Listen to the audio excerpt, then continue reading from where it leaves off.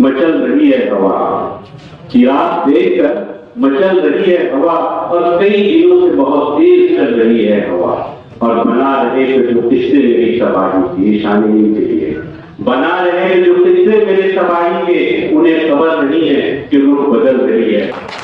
मरहबा collection mall, readymade कपड़ों का भरपूर खजाना, jeans pant, T shirt, cargo pant, night pant, बच्चे और बच्चियों के लिए अच्छे खूबसूरत और उम्दा ड्रेस। पता याद रखें, जमुर हाई स्कूल मेन रोड, जैतून हजीन मस्जिद के पास माल।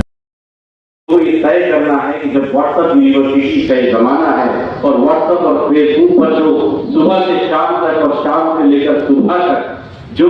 परोसा जा रहा है हमको, इस मुल्क के अंदर कोई इशू नहीं है, इस मुल्क के अंदर कोई मसला नहीं है जिसके ऊपर इस मुल्क के अंदर चर्चा हो, बहस हो। इस मुल्क का सिर्फ एक इशू चल रहा है, वो है इस मुल्क का मुसलमान। पर बदकिस्मती इस मुल्क के मुसलमानों की ये है कि कोई इसकी हिमायत हासिल करके इख्तिलाफ पाना चाहता है, तो कोई इसकी मुखालिफत करके इख्तिलाफ में आना चाहता है। इससे ज्यादा इस मुल्क में कोई इशू नहीं रहा। लेकिन सुबह से लेकर शाम तक और शाम से लेकर सुबह तक जितनी नफरतें बांटी जा रही है, जितनी नफरतें फेंकी जा रही है, ऐसे मंफी हालात के अंदर हमको ऐसे नुमाइंदों की जरूरत है जो इस मुल्क में फिरका ताकतों से आंख में आंख डाल कर बात करते।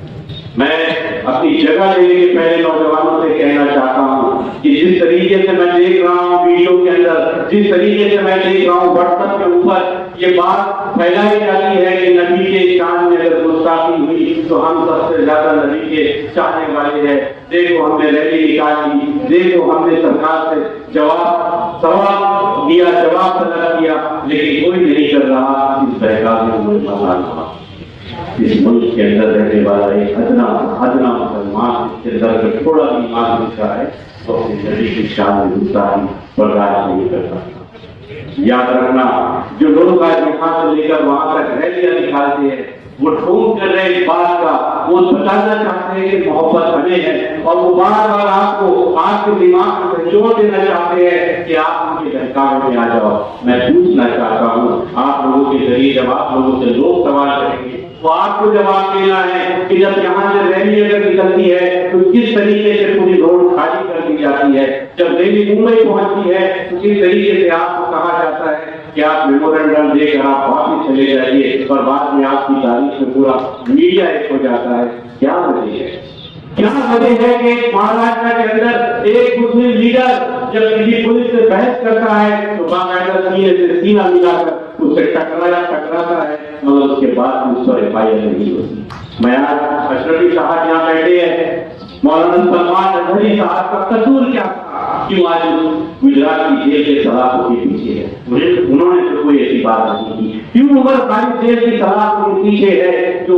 उसने ऐसी कौन सी बात कही, मैं जानना चाहता हूँ। और आप इसी पार्लियामेंट के अंदर जैसे तीन बोल के निकल जाते हैं, आप पर कोई एफआईआर नहीं होता। इतनी अच्छी एक्टिंग चल रही है इस मुल्क के अंदर, मीडिया के तरीके से बढ़ रहा है। इसलिए सवाल हम लोगों से मत पूछना, हमसे ज्यादा इस कौम का दर्द समझने वाले और तुम में से कोई और नहीं हो सकता। मैं इस मालेगांव के बात से इतना ही कहना चाहूंगा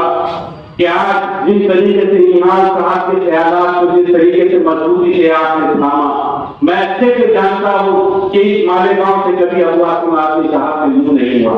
आप गवाह इस बात के कि मालेगांव के फसाद का मामला हो, मालेगांव के बमलात का मामला हो, मालेगांव के बेकसूर नौजवानों को जेल में ठूंसने वाला मामला हो, अगर सरे पहले से इस मालेगांव में उस मालेगांव शहर के बाहर किसी साइड में आवाज उठाया है तो अल्लाह की आदमी ने उठाया है। और ये वक्त है, मैं पूछना चाहता हूँ कायदीन को कि उस वक्त वो लोग कहा कि जब मालेगांव के मजदूर तरस रहे थे, जब टिकटी बांध कर इस मुल्क के उन रहनुमाओं को तलाश कर रहे थे कि उनकी हिमायत में खड़े हो जाए, चाहे मालेगांव का फसाद का मामला हो, मालेगांव के बमलात का मामला हो, आप सभी जानते हैं कि इस मालेगांव के मामले के अंदर आपके साथ खाना बचाना कौन खड़ा है। क्या आप इस बात से वाकिफ है या नहीं है? आवाज जवाब दीजिए मुझे। तो आपको ये करना क्या? आपको करना ये है कि आपकी व्हाट्सएप यूनिवर्सिटी से जो मैसेजेस गलत तरीके से चलाए जाए, आपको उसका जवाब देना है। आपको जो सवाल मैंने पूछा हूँ, ये सवाल उन लोगों से पूछना है और आखिरी में मैं आपको इतना कहता चलूं कि 18 तारीख को रात में अखिलेश यादव की सभा है। ये आज यहाँ पर बैठा हुआ हर मेरा साथी, मेरे बुजुर्ग और मेरे नौजवानों से मैं इतना ही कहना चाहता हूँ कि अखिलेश यादव मुलायम सिंह जी का बेटा है। मुलायम सिंह के एहसान को कभी नहीं भूल सकते। हम जानते हैं इस बात को कि 20 अक्टूबर 1990 को जिस वक्त 11 लाख कार सेवक अयोध्या में घुस चुके थे, कुछ लोग गुंबद पे चढ़ गए थे बाबरी मस्जिद की शहादत तो तय थी, लेकिन मैं उस दस्तूर आइन के सबसे बड़े रखवाले मुलायम सिंह को सहयोग करता हूँ कि जिसने मुल्क के दस्तूर को बचाने के लिए शूट एट साइट का ऑर्डर दिया और उस वक्त 2.5 घंटे में पूरा अयोध्या खाली हो गया और उनकी पुलिस से न जाने कितने ऐसे लोगों को गोलियां लगी जो मस्जिद को तोड़ना चाहते। क्या हम एहसान को भूल सकते हैं? अगर उस जगह उस वक्त शायद वो लोग आज मुल्क में सियासत करते हैं, की बात करते हैं, उनके वालिद मोहतरम भी माँ की चीज निर्भर होते हैं, तो वो काम नहीं करते थे जो मुलायम सिंह यादव ने किया।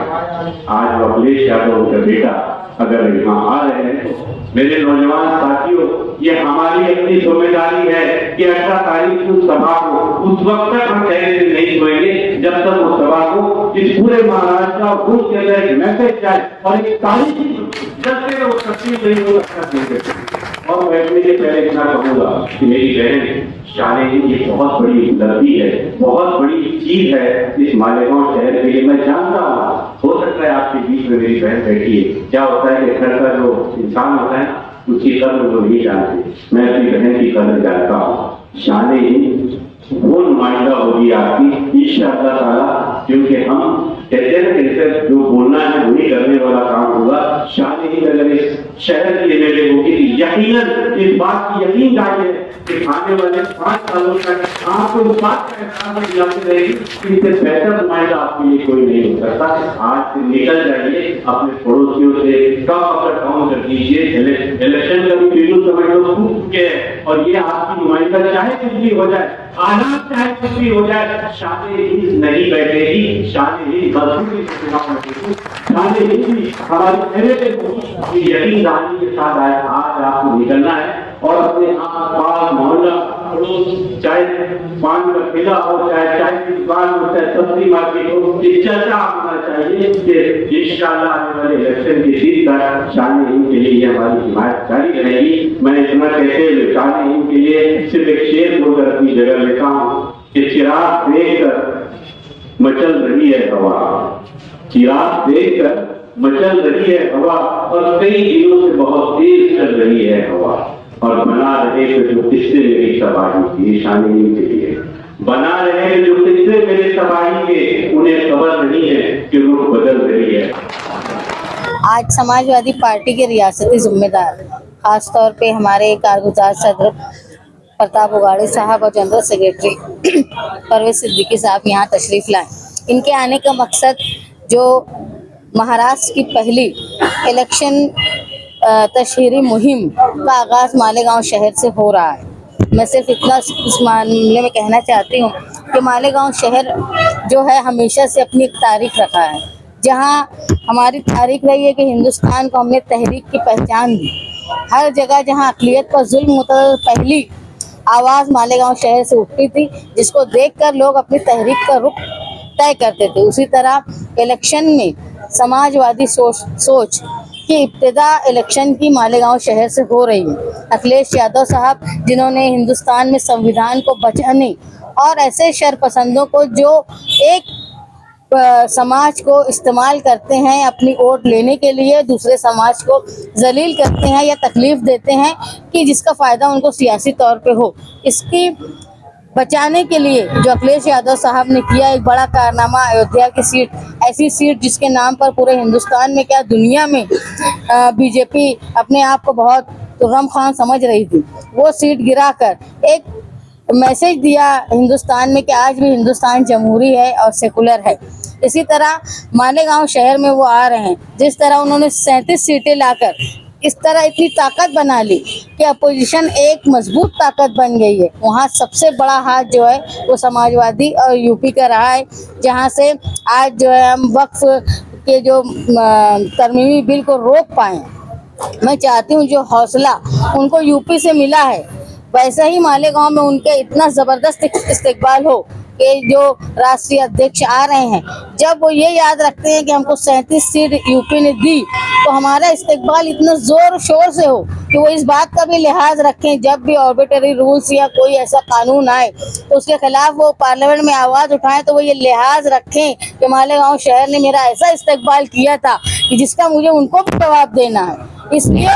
हम उनका इस्तेकबाल इस तरह करेंगे इतना जबरदस्त जैसा ही शोर 37 सीटों की उनको एहसास रहेगा वैसा ही मालेगांव शहर का इस्तेकबाल का एहसास रहेगा। मालेगांव शहर के मर्द खवातीन हमेशा से समाजवादी ही रहे हैं सोच के, इसीलिए साथी निहाल अहमद साहब हमेशा कहा करते थे मालेगांव शहर एक बड़ी मुसलमान आबादी का शहर होने के बावजूद भी हमारी सोच सेकुलर है, इसीलिए यहाँ कभी मुस्लिम लीग जैसी पार्टी पनप नहीं पाई। माजी में हमसे जो भी गलतियाँ हुई हो लेकिन आने वाले वक्त में हम एक गंगा जमुना तहजीब वाले मुल्क में रहते हैं जो पहचान को हमको जिंदा रखना है। उसी के लिए ये प्रोग्राम हो रहा है। ये सिर्फ इलेक्शनी मुहिम नहीं बल्कि हिंदुस्तान में सेकुलरिज्म को बचाने के जो विदाता थे वो आ रहे हैं, उनका शाया निशान इस्तकबाल किया जाएगा। खास तौर पे मालेगांव शहर के खवातीन जिन्होंने तारीख में हमेशा जब भी गैर दस्तूरी हरकत जो भी हुई है उसके खिलाफ बड़े तादाद में रोड पर आई हैं, चाहे वो तलाक सलासा का मामला हो या फिर एनआरसी का मामला हो। उसी तरह मालेगांव शहर में जब समाजवादी पार्टी के लीडर आएंगे तो मालेगांव शहर के मर्दों के साथ साथ यहाँ की खवातीन और स्टूडेंट्स ये बड़ी तादाद में जमा होकर उनका इस्तकबाल करेंगे। और मैं इस प्रेस कॉन्फ्रेंस के जरिए बताना चाहती हूँ कि आने वाला इलेक्शन मालेगांव जिस तरह हिंदुस्तान में ये आखिरी जो इलेक्शन पार्लियामेंट का हुआ था वो संविधान को बचाने के लिए एक बड़ी पहचान का था, बड़ी ज़रूरत का था, वैसे ही आने वाला जो असेंबली इलेक्शन है वो भी मालेगांव शहर की रोशन मुस्तकबिल लोगों के सियासी समाजी और एक नई राह तय करने वाला इलेक्शन होगा। इसमें मैं वाहिद खातून उम्मीदवार हूँ। मैं उम्मीद करती हूँ और मालेगांव शहर भी ये जानता है कि चाहे वो 12 नवंबर का मामला हो चाहे किसी तरह के भी जो हमारे पास शिद्दत पसंद लोगों के हमले हो, सबसे पहले आवाज़ उठाने का काम जो है वो निहाली सोच के लोगों ने, समाजवादी लोगों ने किया है। और जो भी मर्द यहाँ सियासी लोग काम करते हैं मुस्तकीम के जेल में जाने के बाद भी, मैंने उस वक्त भी कहा था ये सब मर्दों में ये सब जन के वाहिद मैं ही मर्द हूँ जो मैदान में आकर कोर्ट में आकर मुकाबला की और ये मालेगांव शहर जानता है। और आने वाले वक्त में भी मैं अपनी पार्टी के साथ मिलकर ऐसे काम करूँगी जिससे मालेगांव शहर को एक नया रुख तय करने में आसानी होगी। आप तमाम प्रेस कॉन्फ्रेंस में यही शुक्रिया अदा कर लेती हूँ कि आप आए और आने के बाद मेरी आप लोगों से ये दरख्वास्त है कि आप जो एक 5वां या चौथा बड़ा मजबूत पिलर जो है वो प्रेस है, मैं हमेशा बोलती हूँ, तो वो प्रेस जो है अपना काम सफाई से करे और एक अच्छा मैसेज, सच्चा मैसेज आवाम में पेश करे। और आने वाले प्रोग्राम में आप लोगों के बगैर कोई प्रोग्राम मुकम्मल नहीं होता। उम्मीद करती हूँ कि आज जिस तरह हिंदुस्तान में सेकुलरिज्म बचाने के लिए कोशिश हुई थी उसी तरह मालेगांव शहर बचाने के लिए भी आप कोशिश करें।